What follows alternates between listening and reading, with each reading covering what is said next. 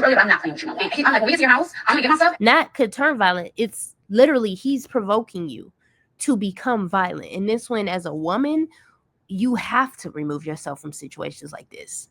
You don't gotta worry about nothing. You don't gotta worry about me at all. He was like, man, you know what? All right, cool. Whole car ride, the rest is silent. Okay, we pulled up to his house. Like this her man or something. Yo, earlier when I first had landed at his house, to make me more comfortable. You see how much energy he's extracting out of this girl and hasn't paid her $1? Give me a house key. He's leaving you in a deficit. How you got a so-called rich nigga leaving you in a deficit? This what I say. Everybody want to be this top hoe and this bad bitch and all this, and you not playing the game right at all. Okay, so we got to tell him, like, man, where's my key? He's not talking to me, he's looking for it. So he goes to his garage, right? He shows me, like, that he can get to his garage without a key. He was supposed to fly out to you on your terms, and you vet him and see if this is somebody you even still want to deal with. And eventually, maybe you could come and see him where he at. Stay right here, I'm gonna let you to the front door. And by then, he should already be trained to be on your terms. Man comes to the front door with my suitcase. He was like, here, mind you, I got a whole Louis duffel bag full of Chanel bags, okay? If what I'm telling you means you only got one nigga on your phone every once in a while, that's what it means. You have to get to that point where you don't give a damn.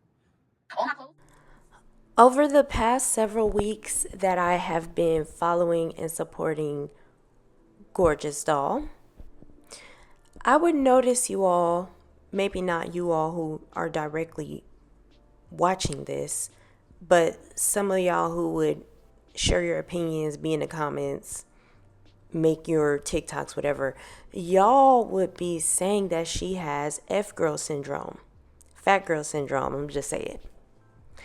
And I was like, I don't know if it's giving fat girl syndrome. She seemed like she was a big girl in the past, not necessarily a fat girl. In my head, I've always looked at fat girls and big girls to be different because, quite frankly, my mom is a big girl. She's always been big my whole life. And to me, like, a big girl has her fat in the right places to where it doesn't look horrible. She carries her weight well. Face card does not decline. She's stylish. She doesn't give, it's not repulsive. You just a big, beautiful woman, like a BBW. To me, a fat girl is like, both of them can have low self-esteem, but fat girl is like, where's her self-esteem, her low self-esteem on her shoulders. She don't take care of herself. You know, it's just kind of a sloppiness. The weight is not evenly distributed. It's just don't have a sex appeal to it. A big girl is still going to suffer with the whole stigma surrounding being fat, but she has a certain privilege to where she's able to still have certain jobs, get men, be seen. Like it's just different. So I more so saw her as somebody who maybe, I hadn't watched enough of her content to draw that conclusion. I'm gonna just leave it at that. And I looked at her face and I thought it was pretty enough to had possibly just been big, and you know what I'm saying? I thought she was a big girl. But now I can say that I see what y'all are talking about, because there's many different factors that play into this, right? Like, yeah, it's the looks and all of that, but also going through when I seen her old friend post on TikTok and stuff, and she commented, I think she deleted the comment. She said, oh, we used to steal so bad. This was before the other girls came out the woodworks trying to expose her, blah, blah. She must have deleted the comment. She said, oh, we used to steal so bad. How crazy is that, her being constantly accused of thieving, right? Then when you look at the pictures, like, it's not that they were ugly, especially her friend was pretty. I don't really remember, but I think the friend definitely looked better than her. But it's not that they were ugly. It's just that to me they gave like wannabe. Like, you had levels to this shit in high school, right? I was around during the inception of Instagram. I was in the South in high school at this time, so I know how this shit went. Like 2014, we was hurt. We used to do our eyebrows ugly and we was looking crazy, but the baddies still stood out. Right? I'm going to put girls in my local area who was lit in Atlanta.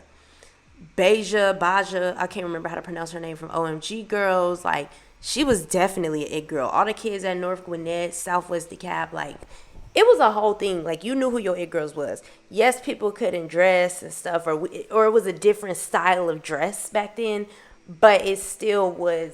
You still had like the corniness of just that Tumblr era. We was coming out of the Tumblr era and different things like that.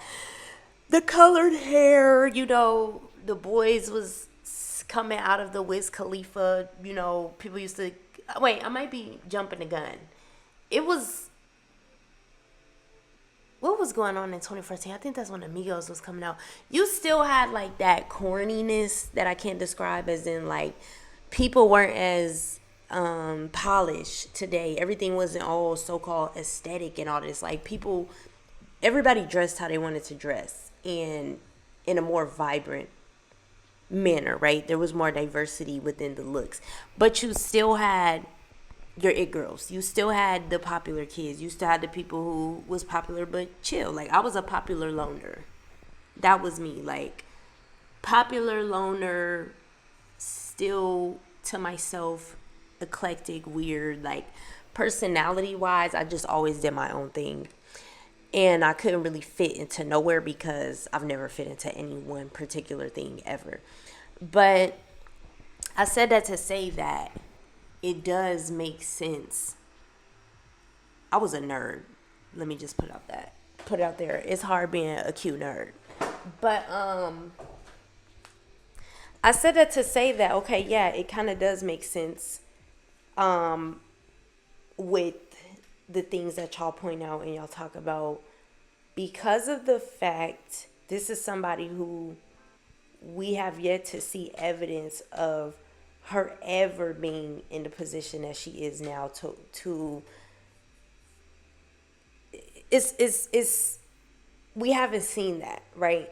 And so my personal take on Gorgeous Doll, I feel like all women for the most part go through the period in our lives where we're super male identified and whatever, right?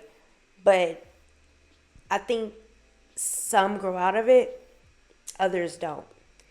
When it comes to the realm that she's specifically trying to operate within, you cannot be a male identified hoe or it girl or Instagram girl, or it's like that it don't add up. There's no possible way you could genuinely and honestly and truly stand on business the way you need to when you're dealing with, especially the type of dude she's dealing with, who women are breaking their necks to get in a club section with them. You know what I'm saying? Groupies. There's no way you could ever have the type of identity where you deify a man and get what you want in the same breath, especially not dealing with rappers and athletes. Be for real. And the reason I bring this up is because her persona, and this is a lot of women, her whole character and persona of I'm a boss chick and I stand on business and I don't take this, take that. This is how she is with other women. Her thing is she's finally climbed to a certain point materialistically in the female hierarchy as far as how she looks. She fits a certain beauty standard. And so now she is pushing her weight around with other women. It does not translate when it comes to these interactions with men, to the point where she has allowed herself to be publicly dogged out. And it's like she's allowed herself to be dogged out so much in the dark that maybe that's why she's choosing to dog herself out in the public. Because like with the story she gave that I just covered on my Patreon, right, and I went into depth, she already had a dude who came and saw her out from her social media platform, ready and armed to, like, he was ready to embarrass and expose her.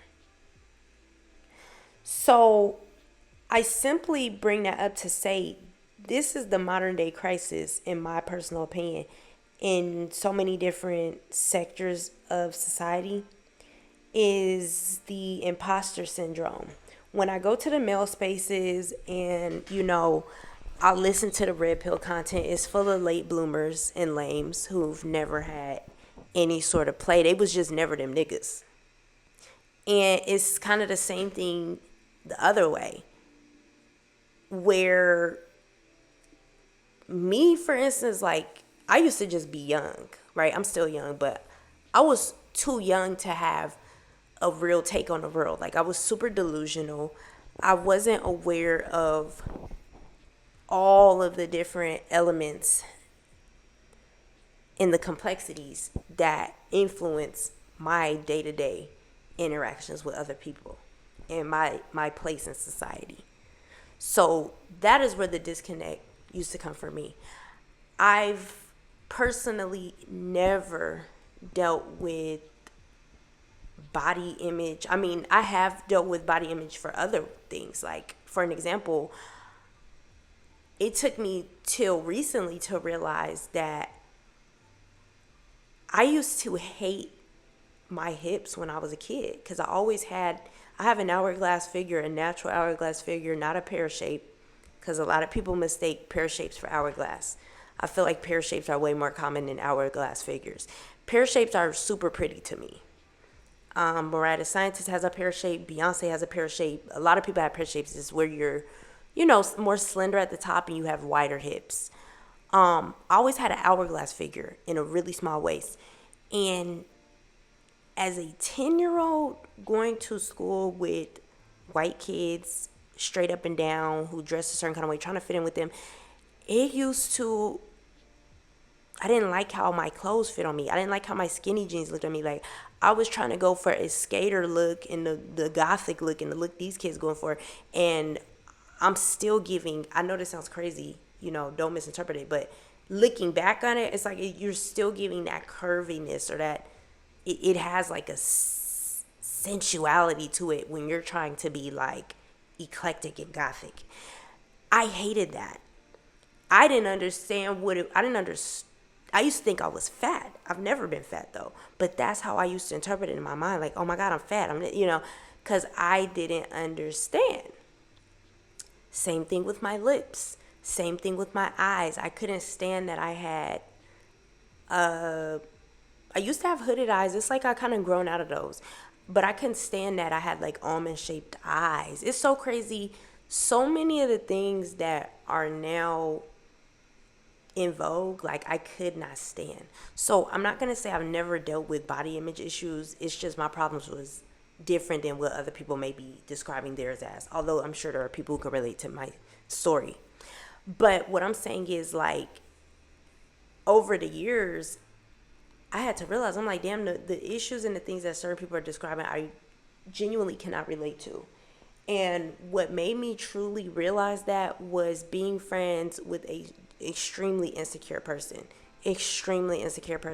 Somebody who wanted to so badly fit into the in crowd and be this, and they knew the tea on everybody, and they was clocking everybody's beauty regimens, and they knew everybody's surgeon. They do it. Like, I'm like, damn, it's so much that go into this. I just live my life on a daily basis on autopilot. I have my problems is my business and money, like the shit that I'm thinking about. I'm not even thinking about this stuff on a daily basis. Like, I'm walking to work with a cheap ass H&M shirt on with armpit sweat stains, because it's like, I'm not thinking about that. I'm not thinking about wigs. I'm not thinking, like, I have my own hair, I have lashes. Like, I'm not even having to think about all of these different things that go into beauty, because although at that time I might not have viewed myself as pretty or beautiful or attractive, whatever, I just was what it was. Like, it was never a thing.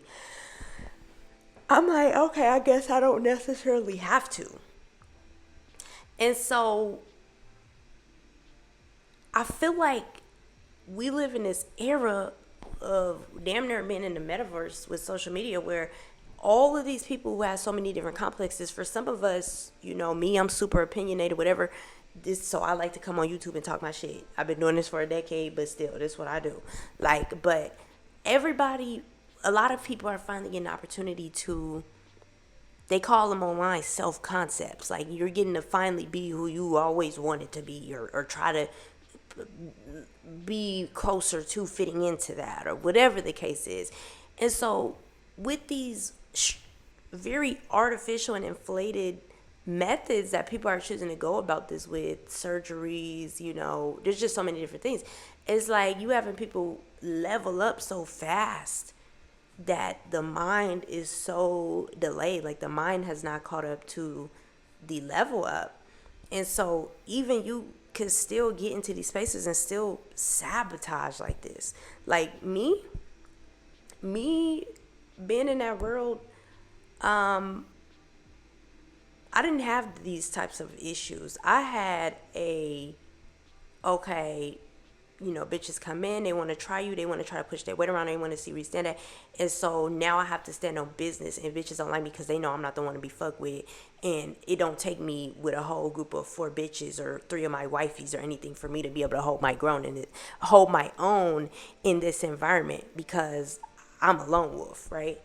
That'll be the reason bitches not fucking with me. Oh, she natural. Oh, she this. It's more of it's a new sheriff in town. It's a bad bitch in town. But as far as burning bridges, like to this extent, I honestly have not. And it's because I mind my business. I do talk my shit. I do give my opinions. I am going to stand on business. I'm not going to let people play in my face. But I don't have a need to prove who I am. And so my face card's still clean. It still eats. Versus, how people say, oh, you got egg on your face. Like, you coming in a spot and completely sabotaging. And the thing is, when you get into this type of shit, this shit is so political. That's why personally I can't get with it, because I'm going to be one way on this day, I'm going to be this way the next. I'm not finna be walking on pins and needles to please no fucking body. And so with that comes a lot of humility you have to have. It's not always going to be your night. You're not always going to be that girl. You're not always going to get this. Because at the end of the day, when you choose to do things organically, sometimes you just got to chill out and learn how to wait your turn. So I could make $3,500 this night. I could go 2 weeks without making nothing. But then guess what? Boom. I find me a big lick. We up again. Like, you have to be okay with that when you aren't wanting to play the game and have like this artificial bullshit. But see, a person with a lack of contentment, a person who has this something they're trying to prove or something they're trying to, it's just something, you're gonna always be finding yourself like this. And so the difference between something about when the girl Stephanie came into the picture and I watched her stories or I watched her TikToks, I said, something about her resonated with me, but I moved on with my life. I had to go to work, moved on with my day. 2 weeks later, I've circled back around to this story, and I watched several of her videos on her page and went to her Instagram because she brought up the fact that she had a mini sleeve, or I think that's a mini gastric bypass. I don't know how that works. But I'm like, wait, when she showed her before picture, I'm like, she was never big. I go all the way down her page because she talked about how she looked in high school and she ain't never deleted no pics. And it's like Stephanie was always teased. Stephanie was always had a nigga on her page in high school. Stephanie, to me, she not like, she don't got the most banging face. Body was always crazy though. Stephanie been in the Atlanta nightlife scene for years. Like she said, you was 350 pounds, bitch. I was working at Onyx. I was working at Magic. Like, wow. I seen it. Stephanie is T. So for Stephanie in these spaces, she talks about her addiction. She talks about this. She talks about that and all this different stuff. But guess what, though? Yes, she's might have spoken about some of the things she got sidetracked with along the way. But at the end of the day, like, I've never heard of this girl before this. I've never heard no drama about her. I ain't never heard no tea, da da da. Like, how could somebody like Gorgeous Doll be so barely in and have all this chaos and drama surrounding her? Because she has to stir it up to keep like creating this image for herself, because that's her relevance. Like, and so now I get it. I tend to take people at face value when I first see them, because I'm giving you the opportunity to prove yourself. I'm giving you the opportunity to prove yourself. I'm giving you the opportunity to present to me who you are, because I don't be in the mix with all this. But whew, that thing, whew. But now it's like, okay, I can see what the people are saying. And so I think the lesson here is sometimes we got to learn how to get comfortable with being uncomfortable. Sometimes we have to be comfortable with going through our ugly phases, our dark nights of the souls, and different things like that, because it's in those seasons, in those particular periods of time, that you're going to develop the character you need for the next one. Because you could sit up and destroy everything just as quickly as you built it up, just because you're not ready to sustain that type of sustain where you are. So that's my take on it.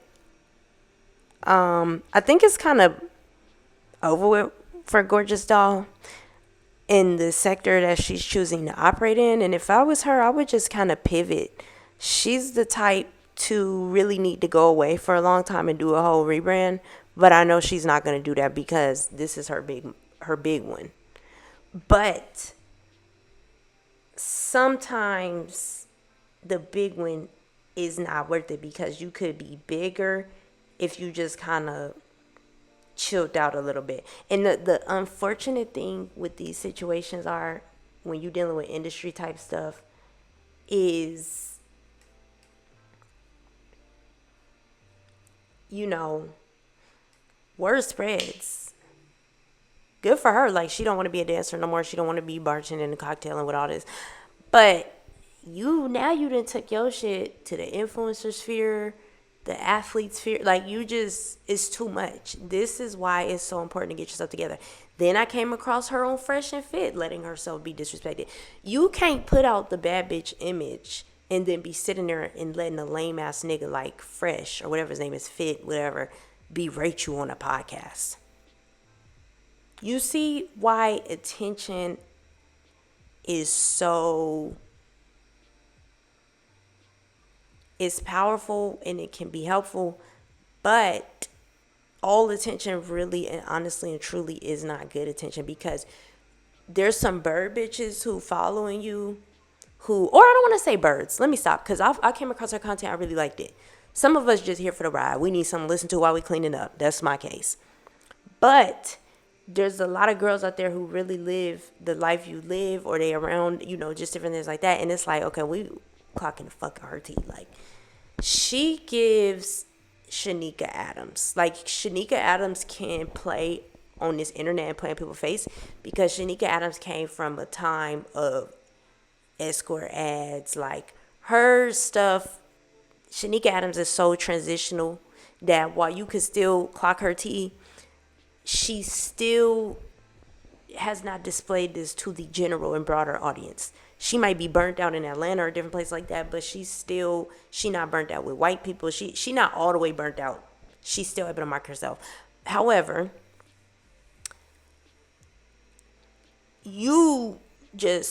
it's completely different. And so that's kind of my take on the situation. I'm probably still going to continue to tune in and let until she got one more time to do something crazy, because she also made some other comments that I thought was bizarre. But I don't know. I'm happy for her for what she has garnered, but it just goes to show you, when you ain't never had nothing, how small the standards are. This is why so many, and I know y'all might feel like I'm bouncing around, but Gorgeous Doll's lore, as y'all call it, is a prime example of why so many men act the way they do today. Too many women with imposter syndrome, desperate. Y'all let me know what y'all think though.